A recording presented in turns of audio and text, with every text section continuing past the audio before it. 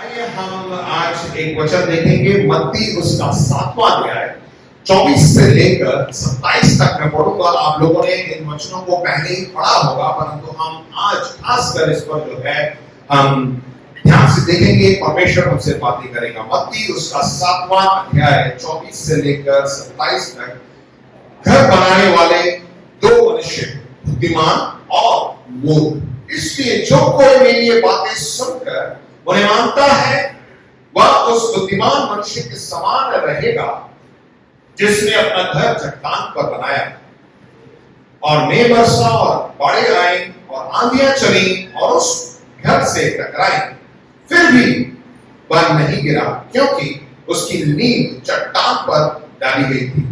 परंतु जो कोई मेरी ये बातें सुनता है और उन पर नहीं चलता वह उस निर्बुद्धि मनुष्य के समान रहेगा जिसने अपना घर बालू पर बनाया, और मेघ बरसा और बाढ़ें आई और आंधियां चली और उस घर से टकराई और वह गिरकर सत्यानाश हो गया। देखिए यहां पर दो मनुष्य के बारे में देखते हैं, और दो मनुष्य एक जैसा मकान बनाते हैं, परंतु दोनों के मकान में जो है बहुत अंतर है। आप इसी वचन को जब आप लूका में भी आप देखते हैं, लूका उसके 6वें अध्याय में भी इसका जिक्र है। मत्ती में जो लिखा गया है, अगर आप उससे पहले आप देखें 5वां, 6वां और 7वां अध्याय आप देखेंगे, इसमें प्रभु यीशु मसीह जो है पहाड़ी को उपदेश दे रहे हैं। प्रभु यीशु मसीह के धन्य वचन के बारे में हम पढ़ते हैं। मैं चाहूंगा कि आप जब आप घर वापस जाएं तो जरूर उसको पढ़ें। प्रभु यीशु मसीह इस संसार में जब थे तो उन्होंने बहुत से वचनों को लोगों को बताए, बहुत सी बातें जो है लोगों को सिखाई। इन सब बातों को बताने के पश्चात अंत में प्रभु यीशु मसीह ये कहते हैं, इसलिए जो कोई मेरी यह बातें मतलब 5वें अध्याय, 6वें अध्याय और 7वें अध्याय में जो कुछ प्रभु यीशु मसीह ने बताया है सुनकर उन्हें मानता है वह उस बुद्धिमान मनुष्य के समान ठहरेगा जिसने अपना घर चट्टान पर बनाया। देखिए इस वचन को जब हम पढ़ते हैं, अगर आप गंभीरता से पढ़ते हैं, लूका में जब लिखा गया है, लूका में जब पहली बार उसमें पहला वचन 46 में इस प्रकार लिखा है, जब तुम मेरा कहना नहीं मानते तो क्या मुझे हे प्रभु कहते हो। अब बताइए कौन हे प्रभु प्रभु यीशु पुकारता है। बताइए कौन पुकारता है? कौन पुकारता है? एक विश्वासी, राइट? हम कौन हैं? किस पर विश्वास करते हैं? और यहां पर प्रभु यीशु मसीह कह रहा है जब तुम मेरा कहना नहीं मानते तो क्यों मुझे हे प्रभु कहते हो। तो इसका मतलब यह है कि कभी कभार हम अपने जीवन में जो है परमेश्वर की बातों को नहीं सुनते हैं, उसके बाद हम परमेश्वर के पास आके बोलते हैं हे प्रभु। बड़ा सुनने में बड़ा हमें डर लगता है, क्योंकि एक वचन में लिखा है कि जब ऐसा करते हैं तो प्रभु यीशु मसीह बोलता है कि कौन हो तुम। आप बोलते हैं मैंने यीशु तेरे नाम में मैंने शैतान को बताया, मैंने चतुराई की, प्रभु यीशु मसीह तेरा प्रचार किया, और प्रभु यीशु मसीह सामने खड़ा है, क्या है? आप कौन है? क्या प्रभु यीशु मसीह आपको जानता है या सिर्फ आप प्रभु यीशु मसीह को जानते हैं? ये प्रश्न उठता है बहुत सी बार, क्योंकि ये जो वचन बोला गया है इसको सुनने में जो है कभी कभार रोंगटे खड़े हो जाते हैं हमें डर लगता है कि कहीं ऐसा ना हो जाए अब प्रभु यीशु मसीह सामने आ जाए। कभी प्रभु यीशु मसीह आ गया, मैं बहुत खुश हूं, प्रभु यीशु मसीह आपसे बोल रहा है कौन हो तुम? मैं तो नहीं जानता तुम्हें। कहीं ऐसा हमारे जीवन के साथ ना हो जाए। अगर उसने ऐसा प्रश्न पूछ लिया तो 100% आप कहां जाएंगे? और कोई रास्ता ही नहीं है। दो ही जगह है, एक स्वर्ग है, एक नरक है। जो यीशु मसीह को जानता है, पहचानता है, उसके साथ संबंध रखता है, वो स्वर्ग जाएगा। जो उसे नहीं जानता वो सिर्फ नरक में जा सकता, और कोई जगह नहीं है। ये मत सोचिए कि नहीं मैं पृथ्वी में रहूंगा। अंत में जो है नरक या स्वर्ग दो ही है। तो हमें क्या अच्छी तरह हम प्रभु यीशु मसीह को पहचानते हैं? क्या प्रभु यीशु मसीह मुझे जानता है? उसके लिए हमें क्या करना है। देखिए लूका 6 में 40 में सबसे पहले जो है, जब ये वचन मैंने आपको पढ़ा, जब तुम मेरा कहना नहीं मानते तो क्यों मुझे हे प्रभु कहते हो।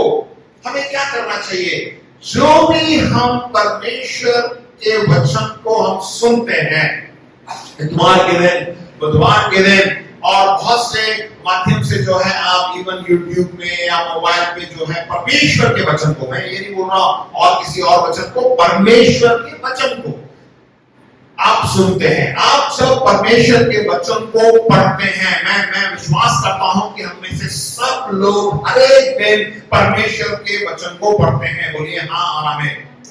आमीन आमीन। इसमें थोड़ा जोर होना चाहिए। अगर आप पढ़ते हैं तो आप बोलेंगे हाँ आमीन। परमेश्वर के वचन को जब आप पढ़ते हैं तो क्या परमेश्वर का वचन आपसे बातें करता है या नहीं? बातें करता है। जब बातें करता है, क्या आप उसको मानते हैं या नहीं? ये प्रश्न उठता है। जब आप उसको पढ़ते हैं तो परमेश्वर के वचन को पढ़ने के बाद उसको मानकर उस पर आप चलते हैं या नहीं? ये अपने आप को आप जांच के देखिए। और जब ऐसा नहीं करते हैं तब परमेश्वर ये कह रहा है कि मैं तो तुम्हें नहीं जानता। क्यों हे प्रभु बोल के मुझे बुला रहे हो? हमें, आप जो सुनते हैं उसका हमें अनुकरण करना है, उस पर हमें चलना है। ये परमेश्वर जो है अपने वचन के द्वारा हमें सिखा रहा है। देखिए 47 और 48 में क्या लिखा हुआ है? जो कोई मेरे पास आता है और मेरी बातें सुनकर उन्हें मानता है, मैं तुम्हें बताता हूं कि वह किसके समान है। वह उस मनुष्य के समान है जिसने घर बनाते समय भूमि गहरी खोदकर चट्टान पर नींव डाली, और जब बाढ़ आई और धारा उस घर पर लगी, परंतु उसे हिला ना सकी क्योंकि वह पक्का बना है। इसमें हमें क्या मालूम पड़ता है कि आज्ञाकारिता हमें सुरक्षा प्रदान करती है। जब हम परमेश्वर के वचन पर चलते हैं, जब उसकी आज्ञा को मानते हैं, तो परमेश्वर हमें क्या देता है? सुरक्षा देता है। बहुत सी बार हम अपने जीवन में बहुत से संकट में फंस जाते हैं, बीमारियां आ जाती हैं।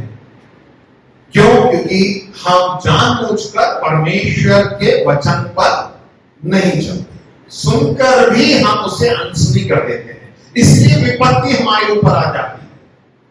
इसीलिए हमें अपने आप को जांचना है। उसके बाद 49 में लिखा हुआ है, परंतु जो सुनकर नहीं मानता वह उस मनुष्य के समान है जिसने मिट्टी पर बिना नींव का घर बनाया। जब उस पर धारा लगी तो वह तुरंत गिर पड़ा और गिरकर उसका सत्यानाश हो गया। इससे हमें क्या मालूम पड़ता है? अनाज्ञाकारिता विनाश को आमंत्रित करती है। यदि आप परमेश्वर के वचन को नहीं मानेंगे, परमेश्वर के वचन को उस पर नहीं चलेंगे, तो आप क्या कह रहे हैं? बैल मुझे मार। आप जो है बहुत से ऐसे संकट को अपने आप जो है आमंत्रित कर ले रहे हैं, क्योंकि हम परमेश्वर के वचन में नहीं चल रहे। अब देखिए इन वचनों में हमने एक खास शब्द को देखा था, और उसमें ऐसा लिखा हुआ है कि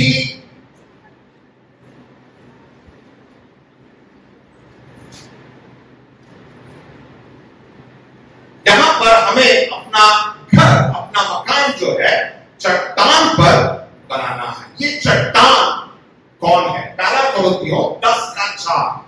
पहला कुरिन्थियों 10:4 हमें ये अच्छी तरह हमें समझ लेना है। मैं आप सभी के लिए जो है एक भूमिका तैयार कर रहा हूं, एक नींव को तैयार कर रहा हूं। उसके बाद हम आगे बढ़ेंगे और बहुत ही छोटा संदेश होगा, मैं बहुत ही जल्दी समाप्त करूंगा। देखिए पहला कुरिन्थियों 10:4 में क्या लिखा हुआ है? और सब ने एक ही आत्मिक जल पिया, क्योंकि वे उस आत्मिक चट्टान से पीते थे जो उनके साथ साथ चलती थी, और वह चट्टान मसीह था। हमारी चट्टान कौन है? वचनकार कहता है कि वही मेरी चट्टान है, प्रभु यीशु मसीह हमारा चट्टान है। हमें इस चीज को मालूम होना चाहिए। जब हम अपने घर को बनाने का मतलब है कि हम अपने आत्मिक जीवन को किस प्रकार बना रहे हैं, कहां पर बना रहे हैं, क्या अब वही मैंने जो दृष्टांत प्रभु यीशु मसीह ने बताया है कि दो व्यक्ति थे, एक व्यक्ति ने अपना घर जो है मिट्टी पर बनाया, मट्टी में लिखा है कि उसमें बालू पर बनाया, और एक व्यक्ति ने अपना मकान किस पे बनाया, चट्टान पर बनाया। तो हम सब बहुत से लोगों ने मकान बनाया है। जब हम मकान बनाते हैं हम क्या करते हैं, ऐसे ऊपर दीवार खड़ी करना शुरू कर देते हैं? नहीं, हम नींव खोदते हैं, राइट? नींव खोदते हैं, उसके बाद जो है नीचे नींव डाली जाती है, नींव के बाद हम ऊपर जो है मकान को बनाते हैं।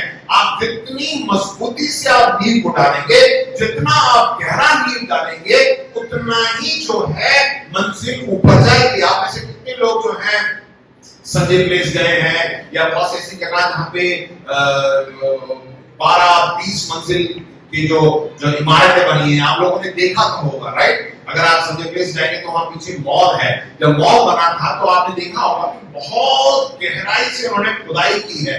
खुदाई करने के बाद नीचे से जो है उन्होंने नींव डाली है। जितनी नींव जितनी अंदर धरती के अंदर डाली है, उतना ही जो है मकान ऊपर की ओर बनाया जाता है। तो हमारा जीवन, मसीही जीवन भी, यदि हम मजबूती से अपना नींव डालेंगे, उतना ही आपके जीवन में आगे बढ़ते जाएंगे। यदि आपने नींव को मजबूती से नहीं डाला है तो आप कुछ ही हद तक अपने मसीह जीवन में बढ़ पाएंगे। उससे ज्यादा बढ़ने की कोशिश करेंगे तो क्या होगा? यहाँ पे लिखा हुआ है, वो व्यक्ति जिसने अपना घर मिट्टी पर बनाया, जब आंधी तूफान बाढ़ आई तो वो गिर गया। तो हमें देखना, हमें सबसे पहले हमें नींव डालना है। और कहाँ डालना है? पहला कोरिन्थियों 3:11 में लिखा है, उस नींव को छोड़ जो पड़ी है वो यीशु मसीह है। आमीन। हमारी नींव कौन है? जोर से बोलिए, हमारी नींव कौन है? इफिसियों 2:20 में लिखा हुआ है कि प्रेरितों और भविष्यवक्ताओं की नींव पर, जिनके कोने का सिरा, कोने का पत्थर मसीह यीशु स्वयं ही है। जब हम मकान को बनाते हैं तो सबसे पहले कोने में जो है एक पत्थर को रखा जाता है, जिसको हम कोने का पत्थर बोलते हैं, राइट? उसके बाद ही वहीं से शुरू होता है, उधर से ही हम मकान बनाना शुरू करते हैं, राइट? तो वो कोने का सिरा, सबसे पहला पत्थर जो रखा जाएगा, वो कौन होना चाहिए? प्रभु यीशु मसीह। हमारे जीवन में भी, मसीह जीवन में, यदि आप प्रभु यीशु मसीह को छोड़कर किसी और चीज पर अपना जीवन बनाना मांगते हैं, तो प्रिय भाइयों बहनों, आप हम में से कोई भी मजबूत खड़ा नहीं हो सकता। हमें जो है प्रभु यीशु मसीह को अपने जीवन का कोने का सिरा बनाना है, राइट? अब आगे हम बढ़ते हैं, हम देखें कि हम अपना मकान किस प्रकार बनाएं, कहां पे बनाएं, चट्टान पे बनाएं या बालू पे बनाएं।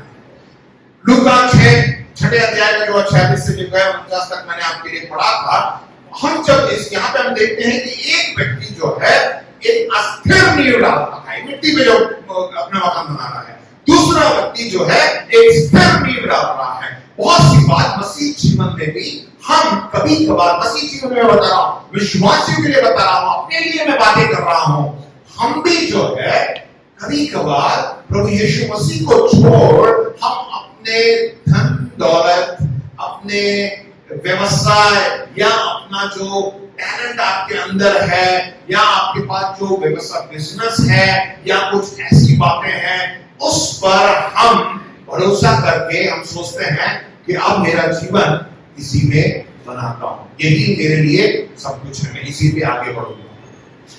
मेरा लक्ष्य है, मैं एक एक्टर बनना चाहता हूं, फिल्मों में मैं काम करना चाहता हूं।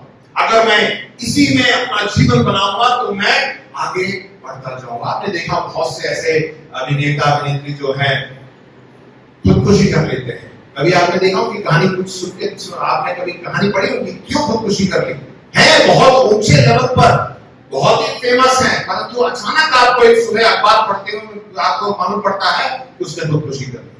क्या कारण हो सकता है?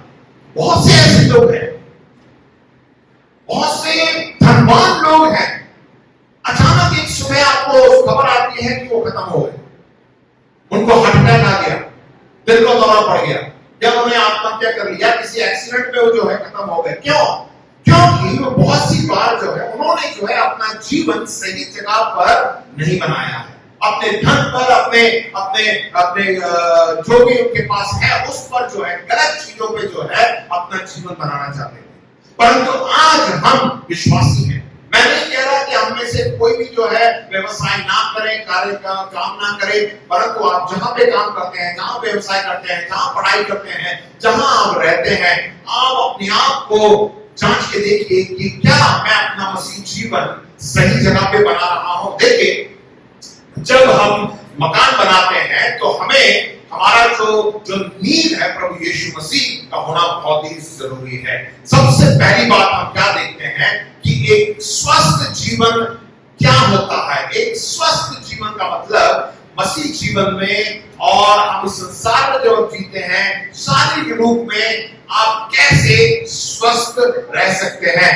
मत्ती 6:47 में साफ-साफ लिखा हुआ है, जो कोई मेरे पास आता है, बोलिए मेरे पास आता है, मेरी बात सुनकर, बोलिए उन्हें मानता है। 3 बातें लिखी गई हैं, मेरे पास आता है, जो प्रभु यीशु मसीह के पास आता है।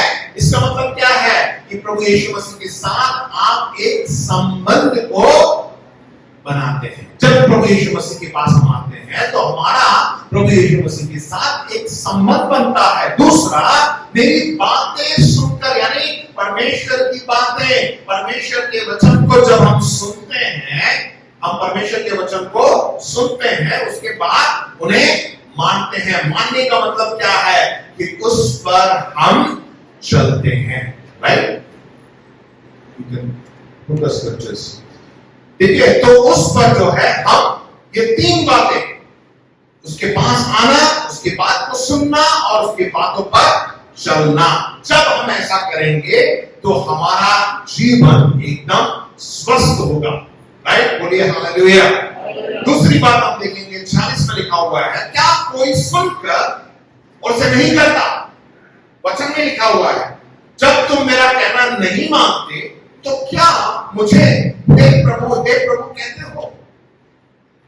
बहुत सी बार हम ऐसे कर देते हैं। परमेश्वर बोलता है कि तू उसे क्षमा कर दे, हम कहते हैं कि अरे उस व्यक्ति को मैं कैसे क्षमा करूं। हे प्रभु, आप कभी बार ये बोलते हैं कि नहीं प्रभु नहीं बोल रहा है, शैतान बोल रहा है, छोड़ो, मैं नहीं कर रहा उसको क्षमा।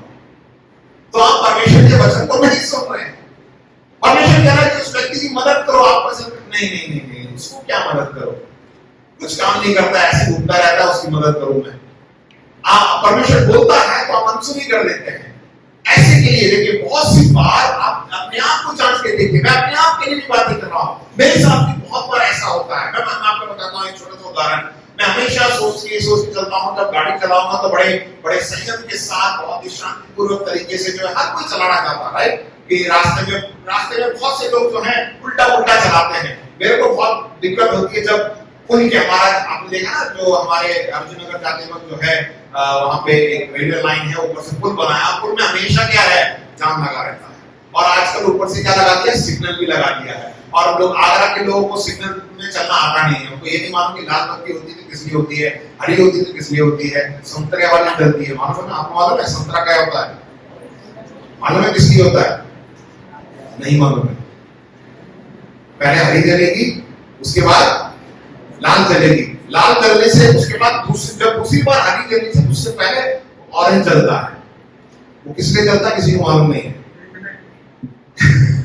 कि तैयार हो जाए आप, राइट, तैयार हो जाए, उसके बाद आप चलिए। और लोग क्या है, लाल बत्ती में पीछे हॉर्न मारेंगे, बजाते रहेंगे, भाई साहब चलो यार, चलो ना, अरे लाल बत्ती चल रही है, चलो जब तक आप पीछे।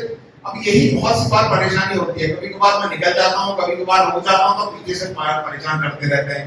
तो बहुत बार, और एक बार हुआ ये कि जैसे ही हरी बत्ती हुई, मैंने गाड़ी जैसी निकाली, सामने से ऑटो वाला आके गाड़ी उलट गया। अब बताइए गलती किसकी है? मेरी है क्या? हरी बत्ती हो गई, मैंने गाड़ी निकाली और आगे से वो आके ऑटो लगा दिया और वो हट नहीं रहा, बस खड़ा है। अब मैं भी खड़ा हूं, मैं भी आगे नहीं जा सकता। मेरे पीछे इतने लोग लगे हुए, सब ऑटो में, अरे भाई साहब निकलो, मैं क्या बोलूं? गुस्सा इतना आया, मैंने कहा उससे क्या बोलूं, वो मेरे पीछे हट रहा। मैं गाड़ी से बाहर निकल गया। मैंने सोचा दिखता नहीं क्या? वो मुझसे कह रहा है कि आपको नहीं दिखता क्या, यहाँ पे हरी लाइट चल रही थी। मैं अब तो मेरी हरी लाइट चल रही है, तो तू मैं हो जाती है। मतलब बहुत सी बार गुस्सा आ जाता। मैं नहीं चाहता कि ऐसा गुस्सा करूं। उसके बाद पुलिस वाले आए, ऑटो वाला को निकाला, फिर मैं निकला। 5 मिनट तो लग ही गए। जल्दीबाजी में ना ही हो जा पाया ना ही मैं पाया। गाड़ी में बैठने के बाद ना तब जो है अंदर से बात आती है, क्या जो मैंने किया सही था। तो जब मैं भी तू निकल यार, तू जल्दी जा रहा है, निकल जा, तो वो भी निकल जाता, उसके बाद मैं निकल जाता। गलती मेरी नहीं थी, बरमदार उसको निकलने दे देता तो मैं भी, मेरा भी टाइम बच जाता। बहुत सी बात जो है उसके बाद गाड़ी में बैठकर प्रभु मुझे क्षमा कर, मैंने गलती कर दिया। डर भी लगता है कि कहीं किसी ने देख तो नहीं लिया, तो मैं बाहर आके मारा पीटा नहीं, ठीक है। तो उससे तो क्या कैसा क्या क्या व्यवहार किया, क्या मैंने सही किया। बहुत सी बार होता नहीं होता, मेरे साथ है, मेरे साथ है क्या, बहुत सी बार ऐसा होता है, राइट, बहुत बार ऐसा होता है। पर बाद में हमें क्षमा कर। उसके बाद गाड़ी धीरे चलाना है, इतनी धीरे चलाता हूं, मेरी पत्नी कहते हैं गड्डी तो तेज चला लिया करो। मेरे बच्चे भी आजकल कहने लगे पापा के साथ तो बाइक में जाने में बोर होते हैं, पापा धीरे धीरे धीरे चलाते हैं, अब आदत हो गई है धीरे ही जाओ, राइट, आमेन। तो बहुत सी बात जो है ऐसा होता है, हमें अपने आप को जांचना है, राइट। तो हम क्या कर रहे हैं, बहुत सी बार हम परमेश्वर के वचन को अनसुनी कर देते हैं। प्रिय भाइयों बहनों, ऐसा मत करिए, क्योंकि परमेश्वर का वचन देखिए याकूब उसके पहले अध्याय के 21 से 25 में लिखा है, ध्यान से सुनिए। इसलिए सारी मलिनता और वैरभाव की बढ़ती को दूर करके उस वचन को नम्रता से ग्रहण कर लो जो हृदय में बोया गया और जो तुम्हारे प्राणों का उद्धार कर सकता है, परंतु वचन पर चलने वाले बनो। बोलिए वचन पर चलने वाले बनो, जोर से बोलिए, आप से बोल के वचन पर चलने वाले बनो। केवल सुनने वाले ही नहीं, पर अपने आप जो अपने आप को धोखा देते हैं। यदि आप सिर्फ सुनते हैं, आप चलते नहीं हैं, तो आप किसको धोखा दे रहे हैं, अपने आप को धोखा दे रहे हैं। ऐसा ना हो। अगली जब तीसरी बात हम देखते हैं 48 के पहले कुछ एक भाग में, ठीक है, लूका 6:48, वहां उस मनुष्य के समान है जिसने घर बनाते समय भूमि गहरी खोदकर चट्टान पर नींव डाली। ये मनुष्य कैसा होता है जो वचन को सुनता और करता है।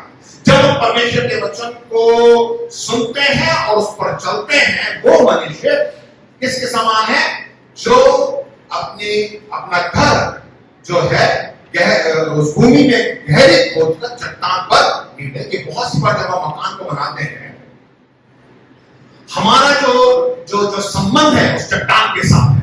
यदि चट्टान पर हम नहीं बनाएंगे तो हमारा घर गिर सकता है।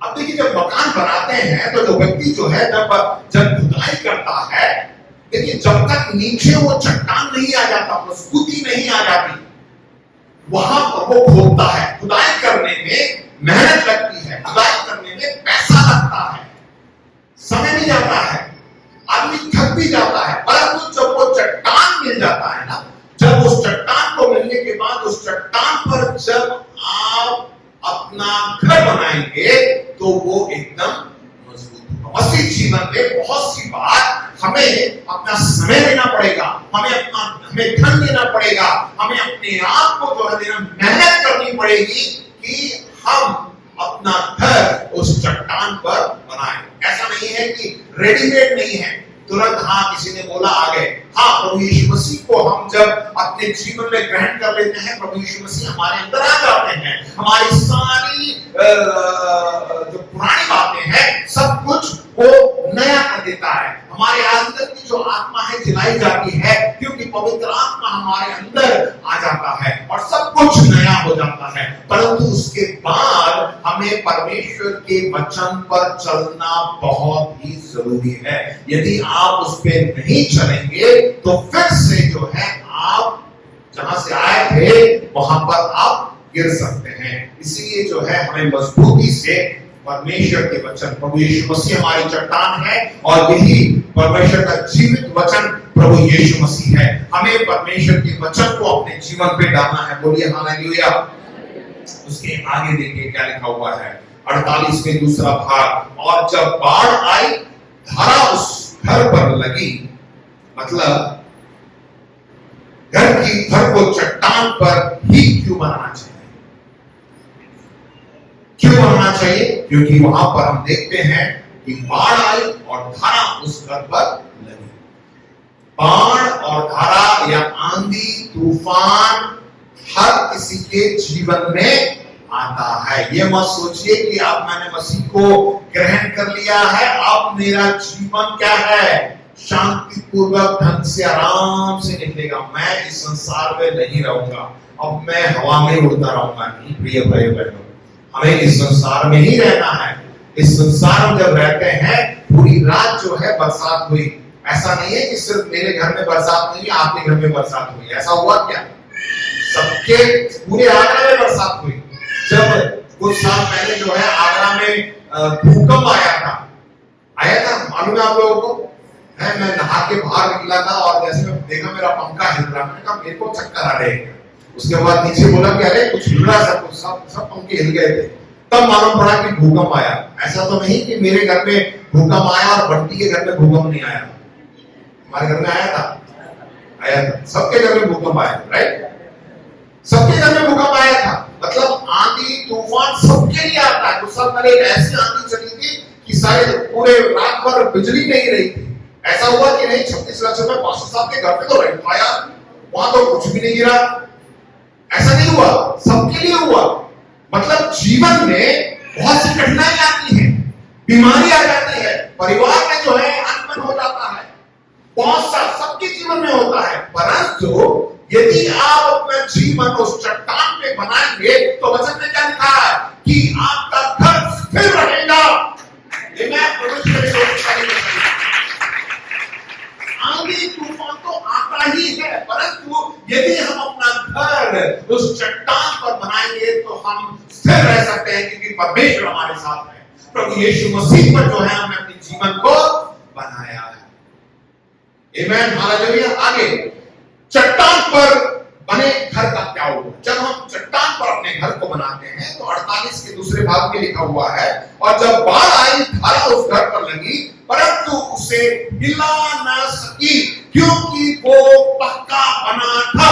क्या हमारा जीवन मजबूती से पक्के तौर से बना हुआ है? आप जांच के देखिए, क्या हमारा जीवन इस प्रकार है जैसे इस वचन में लिखा है? जब हम उस चट्टान पर बनाएंगे तो हमारा जीवन, मसीह जीवन भी मजबूत रहेगा। क्या करना है? हमें परमेश्वर के वचन को सुनना है और परमेश्वर के वचन पर चलना है। तब ये आंधी तूफान बाढ़ हमें हिला भी नहीं सकती है। प्रिय, अपने आप को जांच के देखिए। हम वचन तो सुनते हैं, क्या हम घर में, अपने ही घर में, अपने ही भाई बहनों से, अपने ही माँ बाप से, अपने ही बच्चों से ऐसा व्यवहार करते हैं? हम बाहर से तो बाहर बोलते हैं सबको, भाई मैं तुझसे प्रेम करता हूं, आपके लिए प्रार्थना करता हूं, आपके लिए वो करता हूं, ये करता हूं, मदद करता हूं, सब कुछ करते हैं। क्या अपने घर में, क्या हर चीज घर में शुरू होती है? बाहर घर में नहीं कर रहे हैं, बाहर आप कर रहे हैं, तो ये तो दिखावा हो गया। क्या हम घर में अपने ही माँ बाप, अपने ही भाई बहन, अपने ही पति पत्नी से प्रेम करते हैं? ऐसा स्वभाव हमारे अंदर है प्रभु यीशु मसीह जैसा? अब अपने आप को जांच के देखिए। हर चीज घर पे शुरू होती है।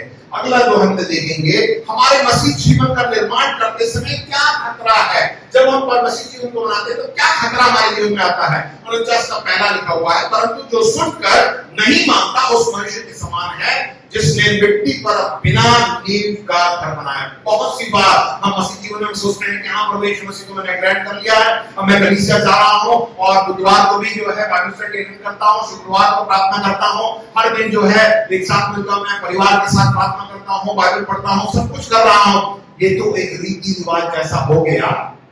ये सब करने से आपका मसीह जीवन नहीं बढ़ेगा। हाँ, थोड़ा बहुत बढ़ेगा, परंतु क्या परमेश्वर का वचन आपके अंदर काम कर रहा है? परमेश्वर जो आपसे बोल रहा है आप उसको कर रहे हैं या नहीं? क्या आप अपना जीवन उस चट्टान पे बना रहे हैं, या सिर्फ इन्हीं रीति रिवाज पर जो है बनाकर आप सोच रहे हैं कि अब मैं एकदम स्थिर हो गया? नहीं।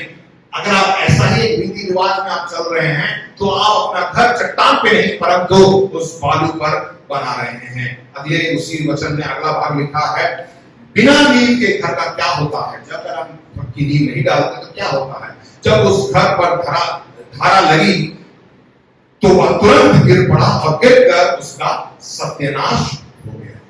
प्रिय भाई बहनों, हमें अपना जीवन मजबूती से बनाना है।